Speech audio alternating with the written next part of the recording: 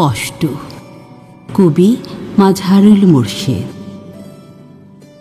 আমার অনেক কষ্ট আছে, হলুদ বিকেলের কষ্ট, গোধূলি সন্ধ্যার কষ্ট, নষ্ট জন্মের কিছু ময়লা স্মৃতির নীল কষ্ট, বুকের ভেতর জমাট বাঁধা নষ্ট সময়ের কষ্ট, নশ্বর পৃথিবীতে অবিনশ্বর অনাদিকালের কষ্ট।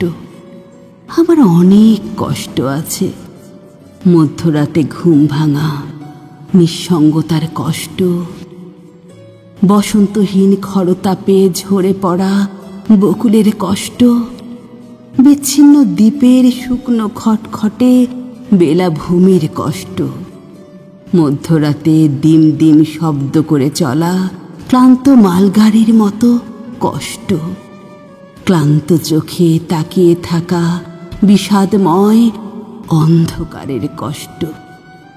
আমার অনেক দুঃখ আছে, জন্মাবধি শুশ্রূষাহীন শুভ্রতাকে বুকে নিয়ে এই আমি দুঃসময়ের এক নিঃসঙ্গ প্রেতাত্মার মতো অথই জলে ডুবে দেখি।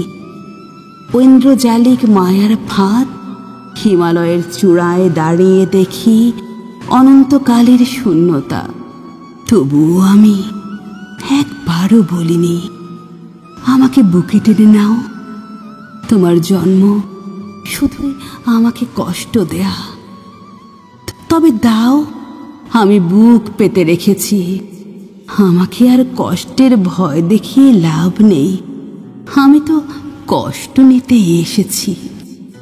আমাকে কষ্টের আগুনে পোড়াতে চাও, তবে পোড়াও, আমি তো পুড়তেই এসেছি জন্ম জন্মান্তরের কাবাব হতে।